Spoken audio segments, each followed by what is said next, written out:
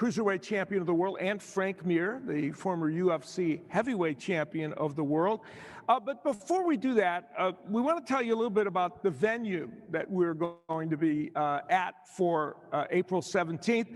It's the Mercedes-Benz Stadium that will be the home for the inaugural Triller Fight Club. And this is a world-class venue, of course. It's the home to the Atlanta Falcons. It's hosted a Super Bowl and the college football national playoffs. And on April 17th, this will be the very first boxing event that will have been at that stadium at 9 p.m. You can go to TrillerFightClub.com, find out everything you need to know about this event, about how to order it, and you can see lots of great features leading up to this fun event. Now, our second fight of the night is a very unique blend of two world champions. And we take a look at the matchup, and it is involving cruiserweight champion Steve Cunningham, who was involved in some of the most exciting fights that boxing has had in the last couple decades. And he joins this promotion on short notice, replacing Antonio Tarver, but jumping into the fray. And he will take on Big Frank Mir, of course, the UFC Heavyweight Champion, a man that has the record for most submissions among a heavyweight. But of course, that's not going to do him any good in this particular discipline. But he is a big, tough man, and he's answering the call for his first boxing match. And I think we're ready to bring both those men on stage. So let's bring out Steve Cunningham and Frank Mir. Hey, Steve. Good to see you. Hi, Frank. How are you? Good to see you, man. All right, so two great guys, and I have the pleasure of knowing Steve real well, and I know a million people that know Frank, so I know he's a great guy. Steve, I'm going to start with you. Now, you haven't fought since 2017, and you didn't have a lot of time to prepare for this. You kind of jumped in. So how's that process been for you? Mic check. Oh, for me, that process is pretty simple. You know, I'm a champion. I'm a two-time world champion. My thing has been staying in the gym. I own the gym now, training other fighters, my sons who are at the USA Boxing National Tournament right now, getting ready to rank back up. I train a lot of fighters. I spar all the time. I'm always working out. That's been my thing throughout my time as a fighter, fighting once a year under a certain promoter, staying active, you know, going to training camp. So I'm always in the gym. I'm always, because we own the gym. You look like you're in great shape. I am. That's the goal, to die in shape. You know, I want to die 100 years old in shape. You know? So we'd like you to live for a while longer, though. Hey, all right, I'm with that. I'm with that. Yeah. Now you're facing a bigger man, but then that's nothing new for you. You know, among them, Tyson Fury, you've faced big men before, for sure. Yes, Natui Vasenia. I mean, everybody's been bigger than me. Once I went up to heavyweight, they were all bigger than me. Yeah. Size in combat sport doesn't really matter, especially to a trained warrior. You know, I'm beyond a trained warrior. I'm a trained champion. You know, and I'm training others to be champions. So, I mean, you know, his size is an advantage, but it's an advantage that we know how to get around, that we know how to work under, and that we know how to work in, and perform. All right, we're going to see. Now, Frank, I saw an interview in which you kind of explained this as a win-win situation for you. Explain that to the folks.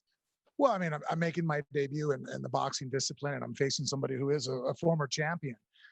This is a fight that, you know, as far as debut goes, as guys going into boxing, this is probably the most difficult one that a lot of professionals. Obviously, I'm pulling off of a professional career in MMA, the experience I've garnered there, but this is still a new animal altogether. So going out there, obviously being victorious is phenomenal, but going out there and also being just proficient and having a good showing, a good representation of what mixed martial artists are able to do in boxing is also a victory. Yeah, and you were mentioning that if you can do well it speaks well for you, for mixed martial artists. Yeah, absolutely. I mean, basically, this is a situation where I'm a decathlete, where I have to train all the different disciplines from boxing, wrestling, jiu-jitsu, Muay Thai, where now I'm basically a decathlete who's competing against a specialist, where I'm going to be in a sprinting event against a person who is a sprinting champion. It's definitely going to be a huge challenge. And now, so Steve coming in as a, short notice, but you were preparing for Antonio Tarver, who is different than him. He's a left-hander, among other things. Did this change your approach to this fight at all? Actually, there's a lot of changes in it. Antonio is much more conservative with his punching. He's more calculated. He doesn't show up in great shape in his fights, so he has to be much more, again, the word calculating, conservative, try to be more of a marksman. Steve is much more of a warrior who is physically in shape and mentally very tough. He very much brings that Philadelphia type mindset where he's not going to slip and move away from punches. He shells up well, fires off right off the bat. Phenomenal long jab from the outside. And he just has a lot of grit, a lot of heart, which in turn also sometimes has gotten him in trouble. But in times, I mean, you have someone like Tyson Fury says you're the hardest fight he's ever had. That's a statement in itself. Yeah. Well, you know what? You should actually, instead of fighting this fight, you should just sit at ringside and analyze it. I do well at that too. You'll take my job on the fight night. Now, we have, of course, press on hand here that are going to ask questions. Let's go out to a question. Yeah. Frank, I mean, I know that a lot of us were surprised, right, when you made this announcement that you were going to be partaking in this. And then you got to change the opponent on top of that, right? I'm curious, I mean, did that cause any hesitation at all? Was there any discussion like, hey, we were already taking a chance. Now this is even more of a chance, even more crazy. Did you think, maybe we should wait till another opportunity is around? Well, the one thing that hasn't changed, it was always going to be a challenge. It was going to be something that I knew was going to bring out the best in me, to give me something to face. I always tell people that, so many people want to improve their life. They want to do something. They're not happy with where they are. I tell them, hey, pick a running event, pick up a jiu-jitsu competition, go, a point fighting, do something, put it on your calendar, and it gives you a reason to train, a reason to push yourself. And that adversity and that suffering is going to make you a better person. And that's what I saw fighting in a boxing match as many opportunities, but that being one of them as an opportunity to test myself and push myself to my brink. And it absolutely changed things up because Tarver, I saw somebody again. I said that, again, I'm not taking away from Cunningham's boxing skills. I'm saying that Tarver relies more on being cunning and, trying to win with the judges, landing a more consecutive shot, tying up, keeping the distance. You even watch their fight together. Cunningham was trying to make it a fight, and Tarver slowed it down and kept it very close so that way they eked out that split decision or the draw. Cunningham is a much tougher guy. I'm not going to have as much of an advantage in age as I thought I was going to have over Tarver. I knew that Tarver wasn't going to probably be in the same kind of shape that I was. And because I knew that when it comes to boxing IQ, Cunningham's greater than I am, but Tarver's even more so. I knew that I couldn't be the smarter guy for the first time in my career. I wasn't the more technical fighter. So it really inspired me to be in the gym, pushing my physical prowess, knowing that, hey, I'm going to have to make this ugly. I'm going to have to crowd them. I'm going to have to beat them up and keep up the conditioning that my size is an advantage because I can keep using it. If it becomes something where I get tired, well, now my size becomes a disadvantage. So when I found out it was Cunningham, and I had known who he was from the Tyson Fury fight, but then I started looking at his other bouts, I realized that this is even a tougher fight. Yeah. To a lot of fans, you're kind of representing MMA, right? I mean, do you welcome that? I mean, are you okay with that? Like kind of standing for the sport in this challenge, or do you feel like, hey, guys, don't give me that label. I'm just kind of going in here taking a boxing fight. No, absolutely. I love that challenge. I love that label. Look, there's no greater pressure than competing, and I'm sure Cunningham can agree to this, when you compete in front of your children.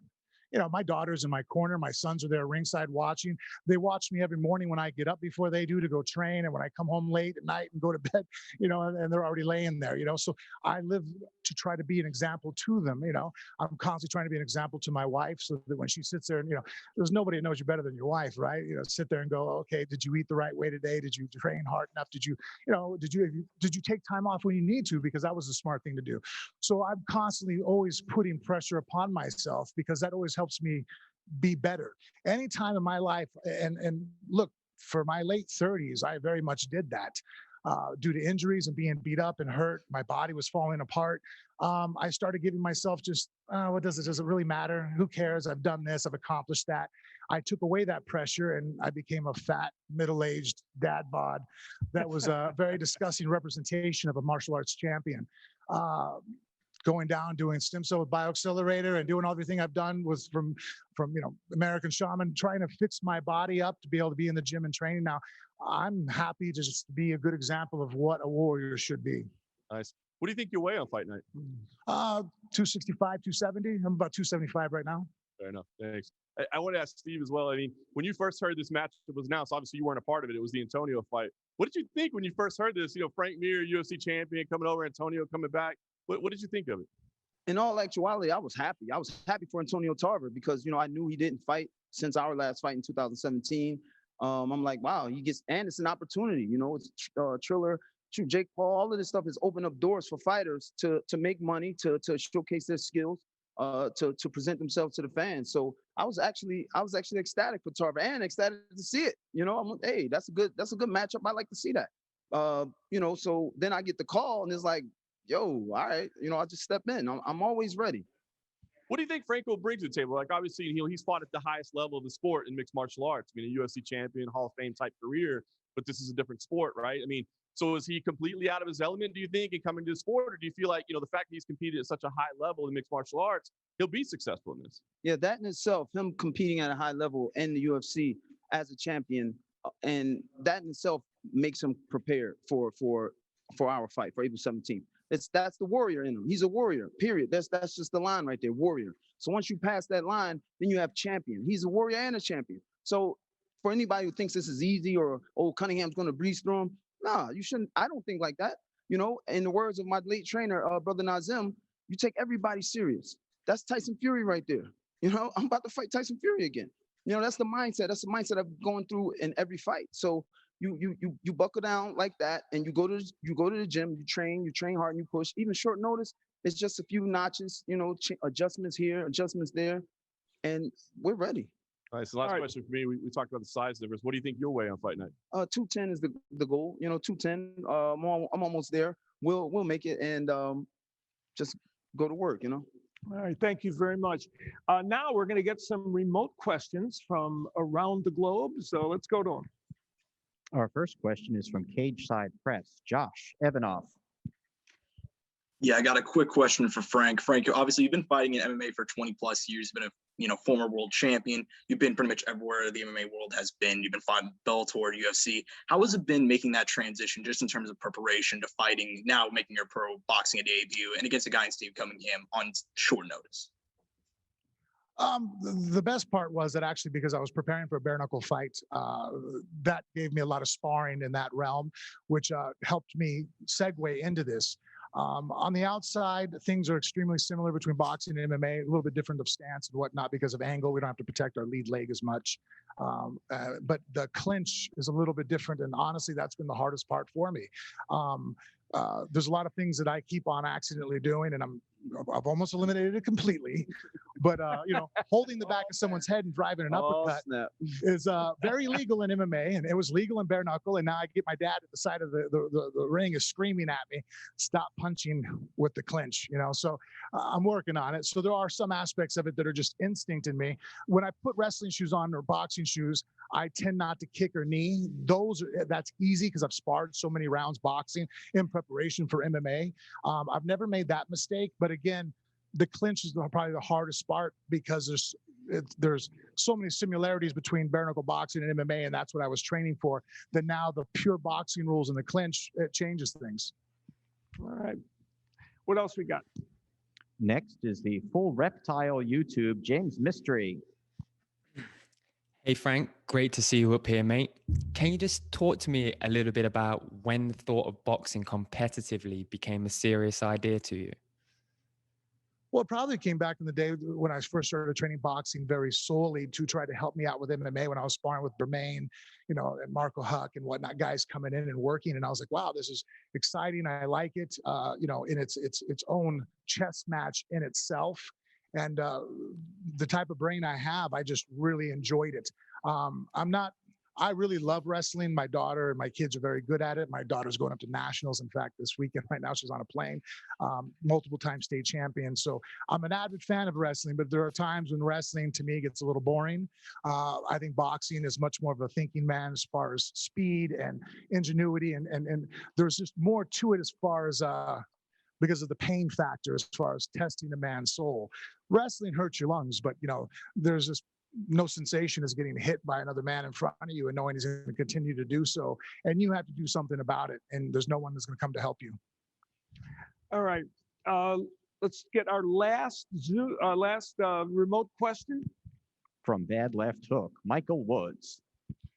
Hello, Big Al again, and my friend Steve Cunningham. You and I worked together on Fight Night Live near Philadelphia 2 weeks ago. And how about that? What were we talking about? You were wanting another fight, and I said, what about those Triller people? It came to be. It came to fruition, huh? Totally, man. You talked it up, Mike. You still there? Is Mike still there? Yeah. Yeah, you talked it up. We sat there, we were commentating some fights in Philly.